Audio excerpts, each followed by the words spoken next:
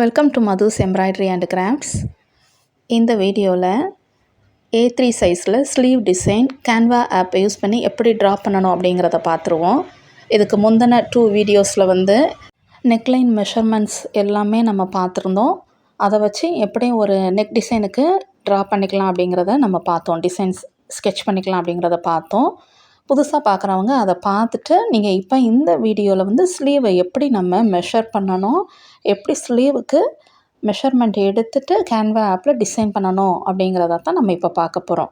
So ஸ்லீவில் இந்த with height எல்லாமே நமக்கு தெரிஞ்சிருக்கணும். ஜஸ்ட் ஒரு எக்ஸாம்பிளுக்கு உங்களுக்கு நான் இப்போ ட்ரா பண்ணி காட்டுறேன் பாருங்கள். இந்த மெஷர்மெண்ட் இப்போ ஸ்லீவோடைய வித் கீழே 10 இருக்கணும்.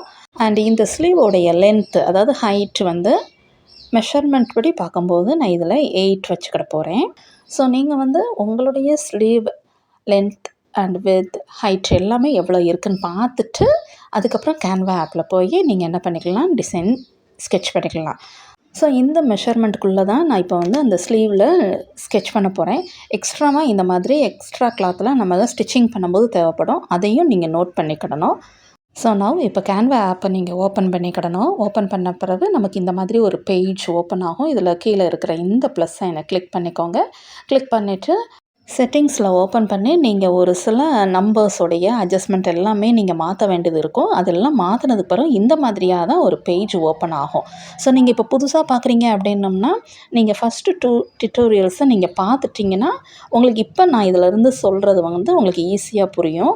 ஸோ இப்போ நான் எலிமெண்ட்ஸில் போய் சர்ச் பாக்ஸில் போய் லைன் ட்ரா பண்ணிக்கிறேன். ஏன்னா ஸ்லீவோடைய with and side same stitches எல்லா இதுக்குமே நம்ம லைன் ட்ரா பண்ணிவிட்டு ஒரு ஸ்லீவ் டிசைனை நம்ம ட்ரா பண்ணிவிட்டு தான் இதில் ஸ்கெட்ச் பண்ண போகிறோம். ஓகே, இப்போ நான் இந்த மாதிரியாக ஒரு லைன் எடுத்துக்கிட்டேன். ஸ்லீவோட வித் 10 இன்ச். ஸோ இந்த காலமில் அந்த 10 பாக்ஸஸில் கரெக்டாக அந்த லென்த்தை கரெக்டாக வச்சுக்கிறேன் இந்த லைனை. நெக்ஸ்ட்டு இந்த லைனை கொஞ்சம் ப்ரைட் பண்ணி காட்ட போகிறேன். அதுக்கு கீழே இந்த லைன் ஸ்டைல் அப்படின்னு இருக்குது பாருங்கள், அதை கிளிக் பண்ணிக்கோங்க. அண்டு உங்களுக்கு இந்த லைன் வெயிட் அப்படின்னு இருக்குது பாருங்கள், அதை நீங்கள் கூட்டி குறைச்சி பாருங்கள். இந்த லைன் உங்களுக்கு நல்லா ப்ராடாக தின்னாக ப்ரைட்டாக எல்லாம் காட்டும். ஸோ நான் இப்போ இதில் 10 வச்சுக்கிட்டு அந்த லைனை இப்போ நான் உங்களுக்கு ப்ரைட் பண்ணி காட்டிக்கிட்டேன். அண்டு ப்ளஸ் சைனை கிளிக் பண்ணிவிட்டு and the same line duplicate கிடச்சிக்கிடும்.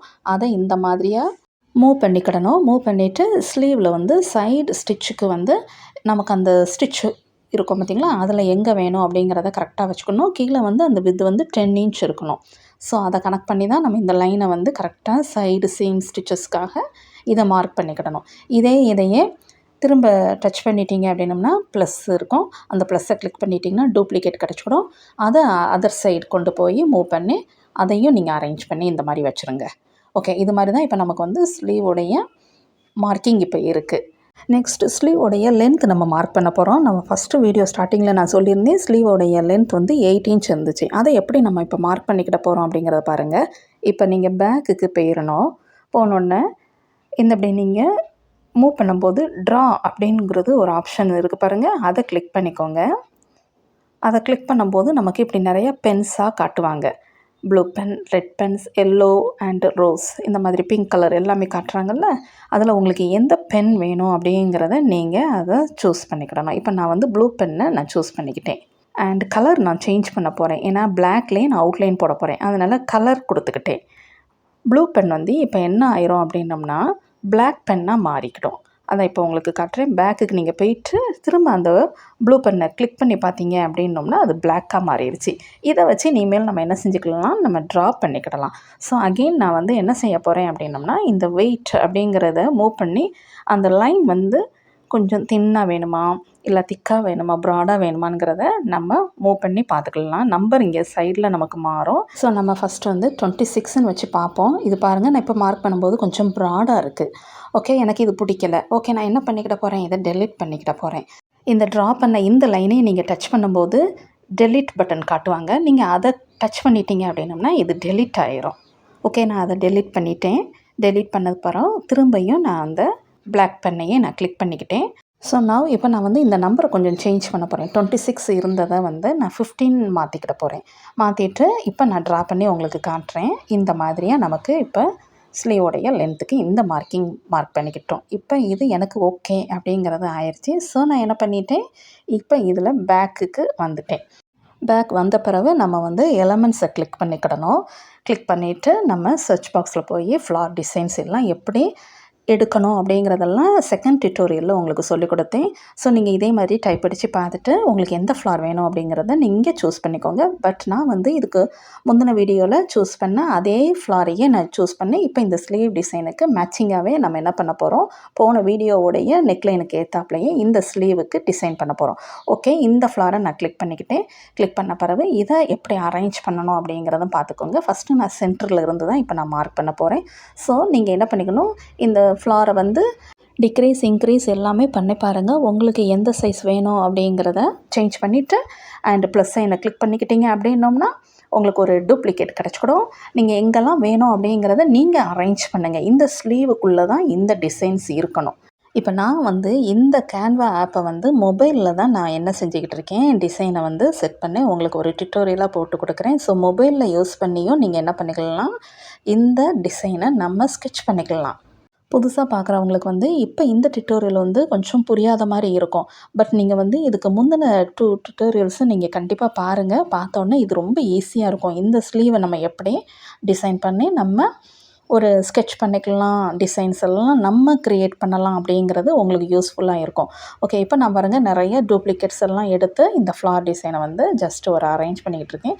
என்னுடைய க்ரியேட்டிவிட்டியில் நான் இப்போ இந்த ஸ்லீவ் டிசைனை நான் வந்து க்ரியேட் பண்ணிக்கிட்டு இருக்கேன்.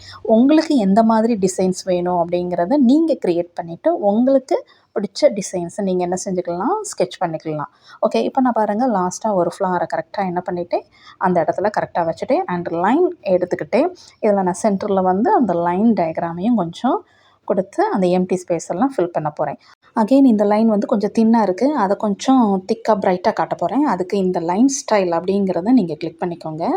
கிளிக் பண்ணிக்கிட்டீங்க அப்படின்னம்னா அந்த பேஜ் இப்படி ஓப்பன் ஆயிரும். ஓப்பன் ஆன உடனே கீழே பாருங்கள் லைன் வெயிட் அப்படின்னு இருக்கிறது, அதில் நான் வந்து 15 அப்படிங்கிறத நான் வச்சுக்கிட போகிறேன். நீங்கள் கூட்டி குறைச்சி இப்படி பாருங்கள், நான் பாருங்க 39 வரைக்கும் வச்சு பார்க்குறேன். கொஞ்சம் ப்ராடாக தின்னாக வருது. ஸோ நான் இப்போ வந்து 15 வச்சுக்கிட்டேன்.